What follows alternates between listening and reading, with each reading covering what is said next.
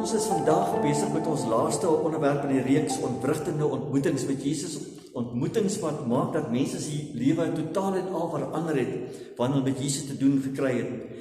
En ons is vandag by Petrus, van ontkenning tot herkenning tot erkenning. En ons gaan saam lees uit Johannes 21 vanaf vers 15. Kom ons bid saam. Here, baie dankie dat ons vir U het. Dankie dat ons U woord het. Dankie dat ons U gees het. Dankie dat ons in hierdie verhouding met U kan lewe, met die lewende God. Met Jesus wat uit die dood uit opgestaan het. En ek bid, Here, dat U woord en gees ons harte, ons lewens vandag sal aanraak op 'n besondere manier, dat wanneer ons hier uitstap, ons regtig soos nuwe mense hier sal uitstap. Here, ons bid dit en vra, verlos ons van die bose, bewaar ons van die bose met sy invloed wat daarop uit is om ons lewens te vernietig, en help ons om gefokus te bly op Jesus Christus wat die begin en volëinder van ons geloof is. Ons bid dit in naam van Jesus die Here. Amen.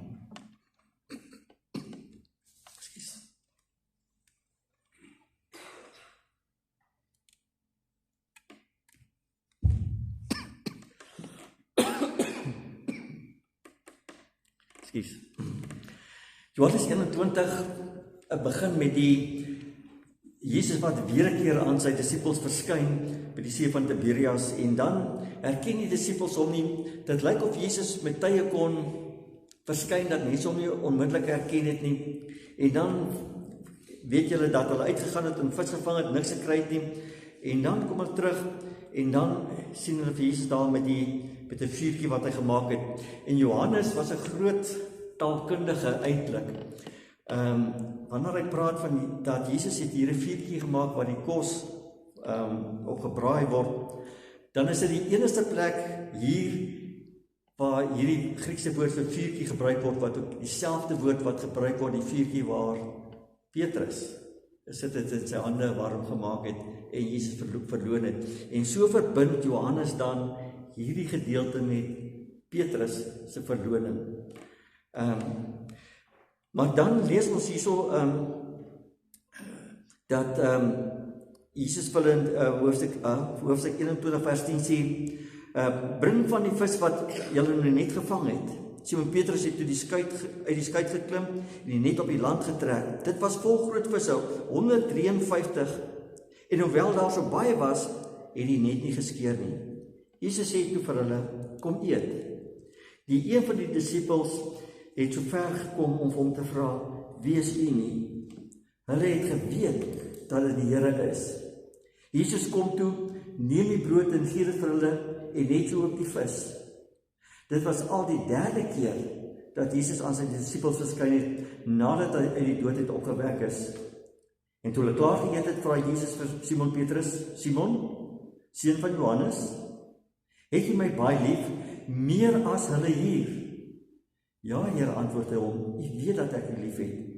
Hy sê toe vir hom, laat my lammers by. Jesus vra hom 'n tweede keer, Simon, seun van Johannes, het jy my baie lief?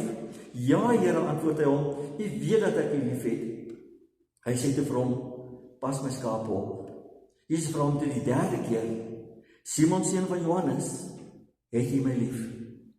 Petrus het bedroef geword, omdat Jesus hom die 3de keer gevra het, het jy my lief? En hy antwoord hom, Here, u weet alles. U weet dat ek u lief het, tot sover. 3 keer het Petrus vir Jesus verloon, 3 keer moes hy sê, ja, Here, ten spyte van dit, ek het u lief. In 1859 publiseer Charles Dickens die bekende historiese fiksie met die naam A Tale of Two Cities. En die heel eerste reël in die boek begin so, It was the best of times, it was the worst of times. En dit is sekerlik die beste beskrywing van Petrus se lewe.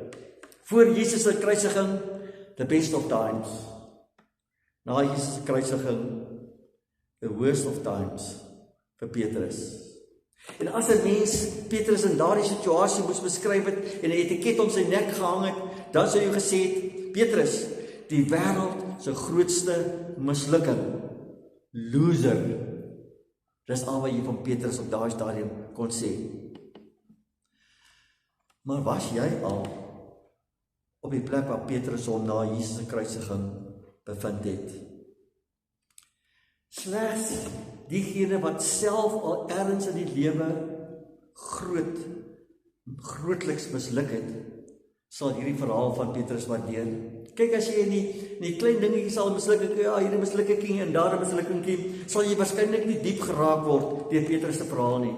Maar as jy die skaamte en die vernedering van 'n groot mislukking geken het, dan is hierdie verhaal van Petrus 'n verhaal vanoggend vir jou. Petrus se verhaal van val, maar ook weer van opstaan. So eers as ons kyk na Petrus het misluk. Kan jy jouself dit indink hoe Petrus moes gevoel het na Jesus se kruisiging? Die donderdagnaand by die Paasmaaltyd dan Matteus 26 vanaf vers 31 sê Jesus vir hulle, ek gaan gevange geneem word en gekruisig word. En dan sê hy, en julle almal sal my vannag nog in die steek laat. Vannag nog. Petrus, ewe voorbarig, al sou hulle u almal in die steek laat, ek sal u nooit in die steek laat nie. En dan, nie eens 'n paar uur later, daar by 'n vuurtjie in die voorhof, was 'n diens vir my sou vra, maar is jy nie een van daai mense wat agter Jesus aanloop nie? Dan sê hy, ek ken die man nie. Ek ken hom van geen kant af nie, ek weet nie eens wie hierdie Jesus is nie, ek ken die man nie. En Jesus was daar naby. En toe die haan kraai, het Jesus net omgedraai en vir Petrus daai kyk gegee. Niks gesê nie, om net gekyk. En Petrus het geweet wat daai kyk beteken. Petrus het nooit vergeet wat gebeur het toe Jesus verloon het. Solank as wat hy geleef het, dink ek sou hy nooit daardie verskriklike nag ooit vergeet nie. Daardie gevoel van totale mislukking en vernedering. Hoe sou hy ooit daarna weer vir Jesus in die oë kon kyk? Wat moes Jesus net nie van hom gedink het nie? Hoe sal hy ooit sy mededisippels ooit weer in die oë kon kyk? Ek bedoel, hy was een van die uitgesoekte 3-manskap. Hy was net die leier van die disippels. En nou moet hy agterna in die oë kyk. Lafaard.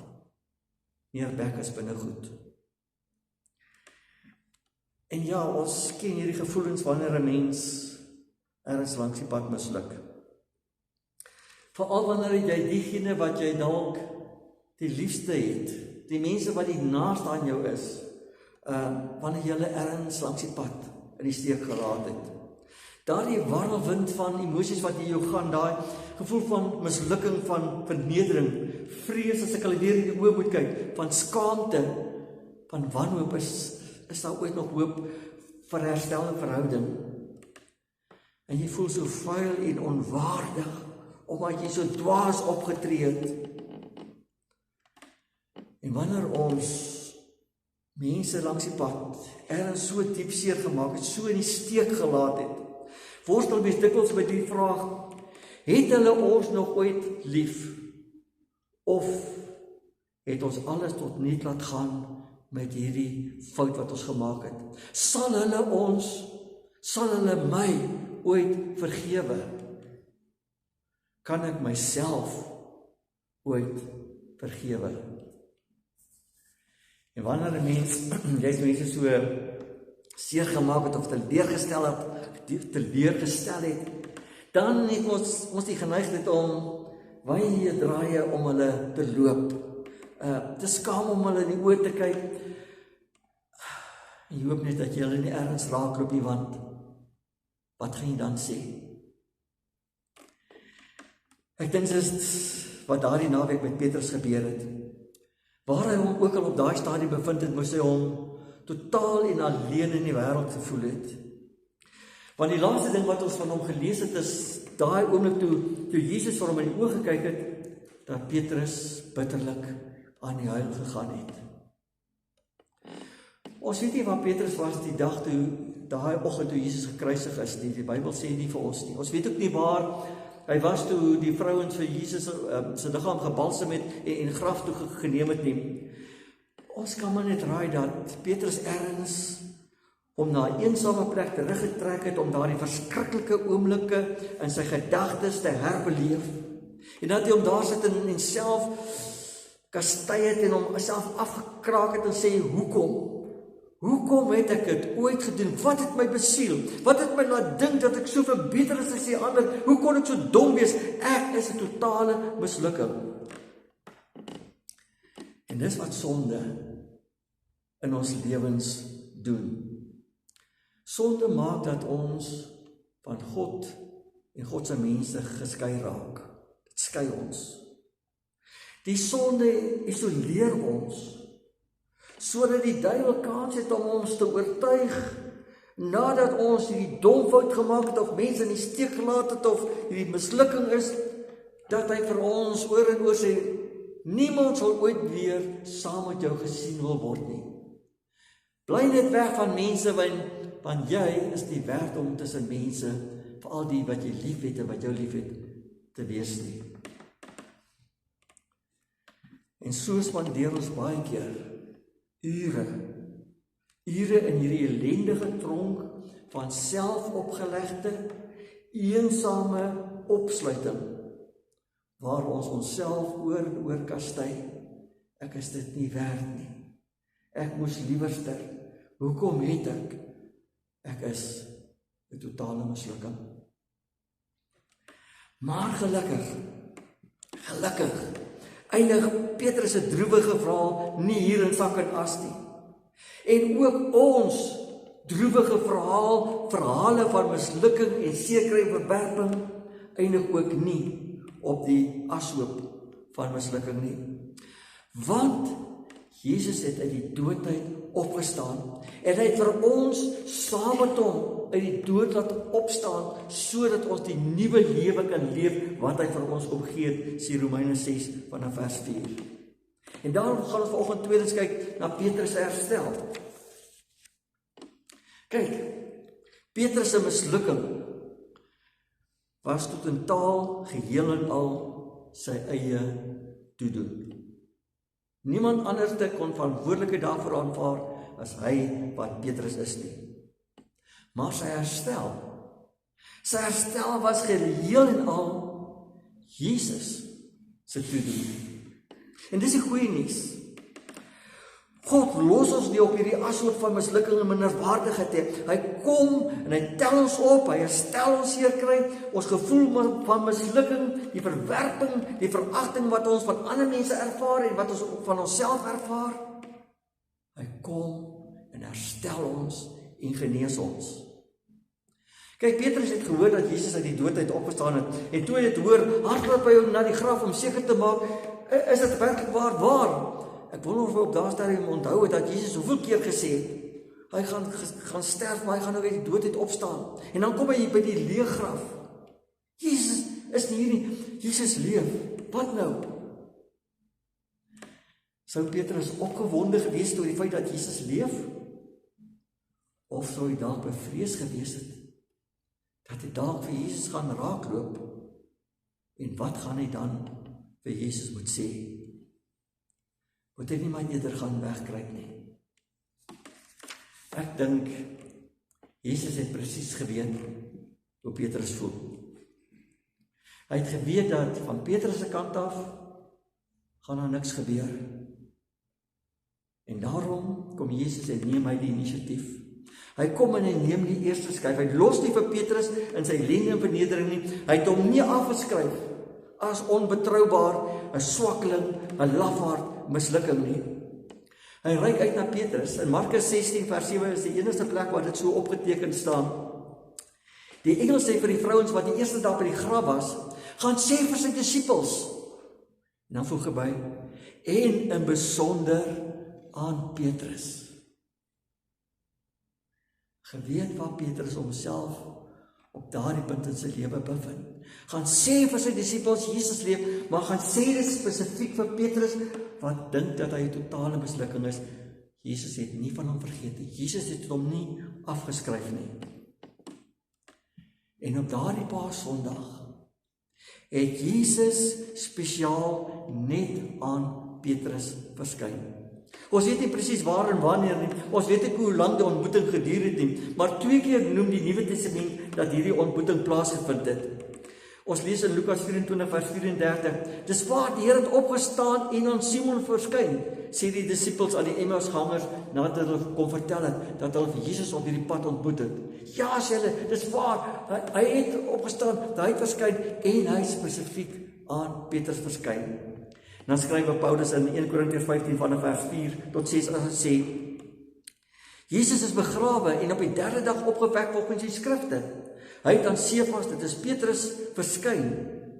Daarna aan die 12 en daarna aan meer as 500 broers tegelyk, van wie sommige al dood is, maar die meeste nog lewe.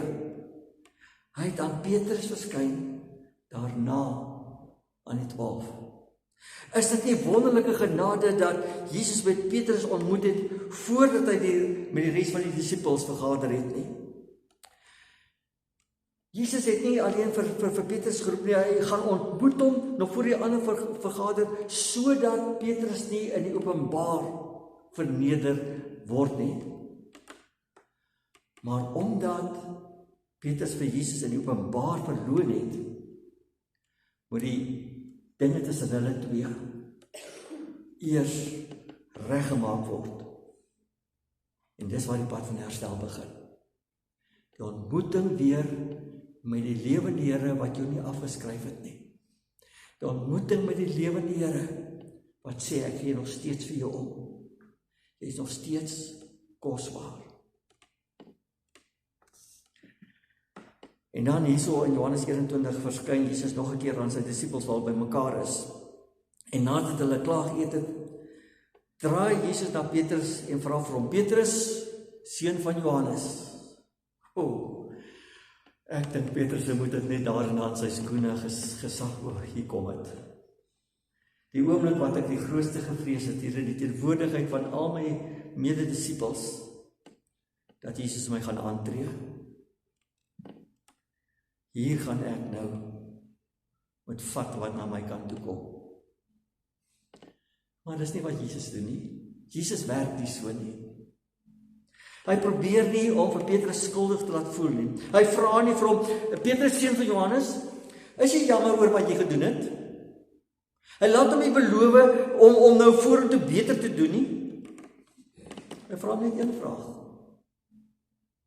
Petrus, seun van Johannes, het jy my lief?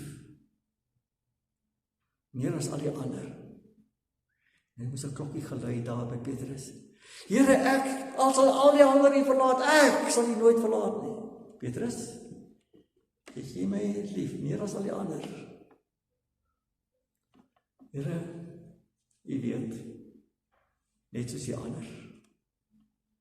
Nie meer Grootberg Petrus nie. Net die ander, Here, ek het u lief. Jesus kom en hy kom herstel vir Petrus in ere ten spyte van sy mislukking, ten spyte van sy lafhartigheid toe vir Jesus in die steek gelaat het. Jesus kom en hy sê vir Petrus, Petrus, ek het volle vertroue in jou, om die roeping waarby ek jou van die begin af geroep het, om 'n vissers van mense te wees, dat jy hierdie roeping sal uitleef. Ten spyte van jou mishap, ten spyte van wat daar by die vuurtjie gebeur het, wil ek vir jou kom sê, ek het die volle vertroue in jou, om hierdie roeping uit te leef. En dan met Pinksterdag, met die uitstorting van die Heilige Gees, is dit dieselfde Petrus, gevul met die Heilige Gees, wat onbevrees die evangelie aan duisende mense verkondig. En wat met vertroue weer daarvoor staan, en 3000 mense kom tot bekering, omdat hy die woord van Jesus ter harte geneem het. Petrus, jy is nie 'n mislukking nie. Petrus, dit wat jou lewe gebeur het, is verby. Die ou dinge, die lewe met sy foute, jou hoogmoed, jou bombasme, dis verby. Kyk, ek het alles nuut gemaak deur die opstandingskrag van Jesus, sê God. Petrus was letterlik 'n wedergebore nuwe mens. Die ou Petrus, verby, die nuwe Petrus het na voorskyn gekom. Dit bring ons by die derde punt. Die Petrus in elkeen van ons, die Petrus in ons. Ag, ons kan so goed met Petrus assosieer. As 'n mens net 'n bietjie terugdink aan jou lewe, aan tye en oomblikke wat jy eerder sou wou vergeet. Wat tye wat jy hoop dat ander mense ook daarvan vergeet het. Dinge wat jy gesê en gedoen het, wat soms vir jou nagmerries veroorsaak en waar jy baie laat voel, is ek dit nog werd as mens? Miskien het jy al baie keer so gevoel. Miskien voel jy volgens so. Daardie gevoel van mislukking en skaamte wil wegkruip, waar jy jouself kastei oor jou foute. Maar weet jy wat? Vanoggend is die opgestane, lewende Here Jesus besig om na jou uit te reik. Omdat hy weet dat jy dalk nie van jou kant af na hom sou wou uitreik nie. Hy reik na jou uit. Hy sien jou seer. Hy sien jou wegkruip. Hy sien jou verwerping, jou minderwaardigheid. Hy sien al die foute wat jy gemaak het en die mislukkings. En hy los jou nie. Skryf jou nie af nie. Hy veroordeel jou nie. Soos vir die vrou wat op oorspel betrap is daar in Johannes 8, waar almal haar veroordeel het, kom Jesus en hy sê, ek veroordeel jou nie. Ek veroordeel jou nie.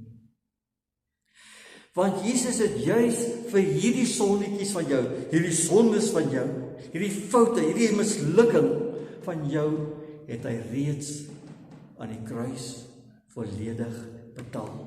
En daarom kom Paulus wat dit skryf in Romeine 8 vers 1, daar is dus geen veroordeling vir die wat in Christus Jesus is nie.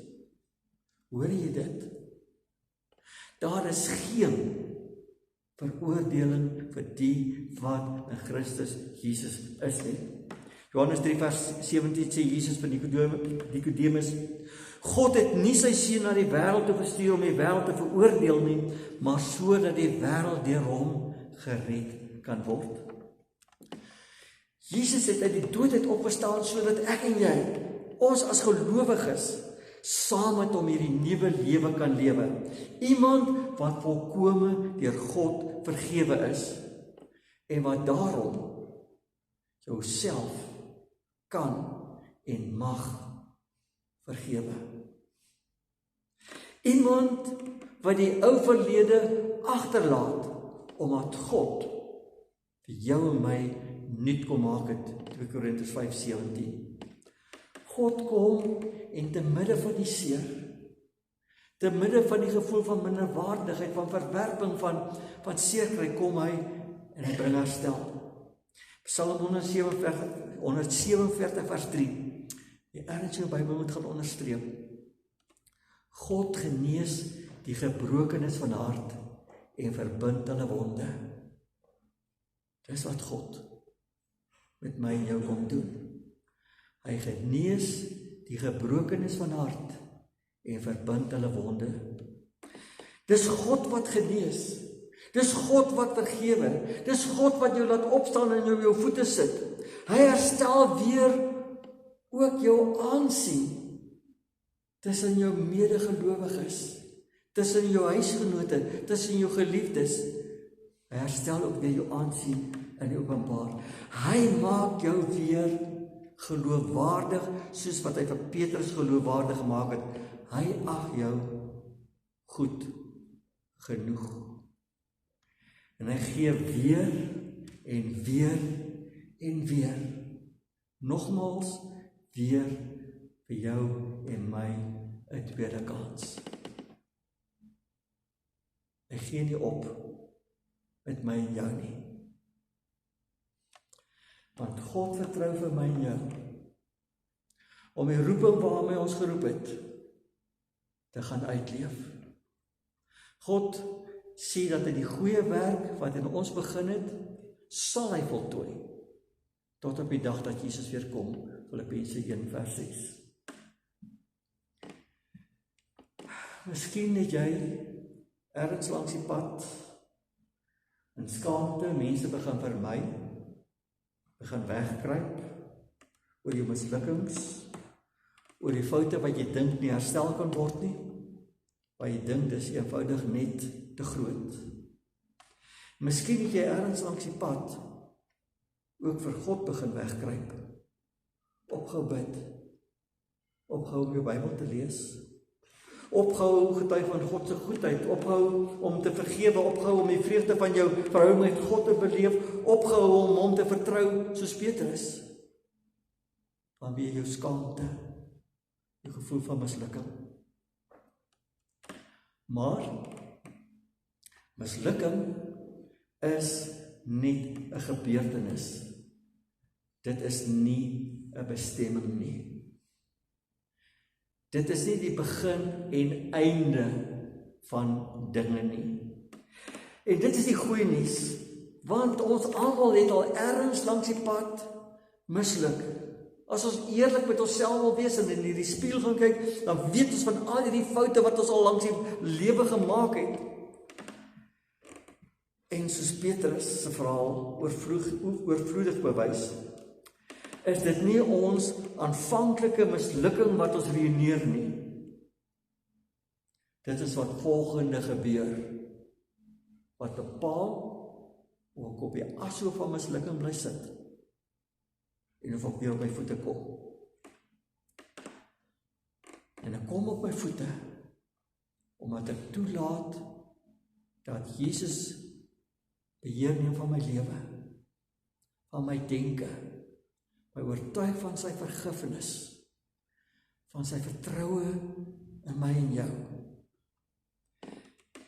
En God kom vanoggend na my en jou.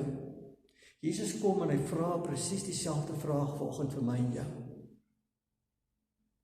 Het jy my lief? Want dis waaroor dit gaan. Het jy my waarlik lief? Want God het vir my en jou lief, tot die dood te lief. En daar wil ek vanoggend by jou aandring, aanvaar God se vergifnis. Aanvaar dat God vir jou skoon gewas het deur die bloed van Jesus. Aanvaar dat God 'n nuwe blaadjie met jou omgeslaan het. Aanvaar dat God al jou foute uitgevee het. Aanvaar sy vergifnis, aanvaar sy genesing, aanvaar sy herstel. Kyk hom weer in die oë, sodat jy ook mense rondom jou weer in die oë kan kyk. En leef dan die nuwe lewe waarvoor God jou uit hierdie geestelike dood van mislukking laat opstaan het. Leef dan hierdie nuwe lewe tot eer van God. Amen. Ons bid saam. Here, U ken ons deur en deur. Ken die gedagtes waarmee ons worstel.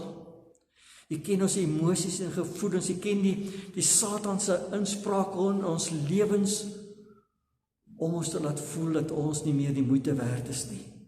Dat daar niks meer oor is vir ons in die lewe nie. Maar dankie vir die woord.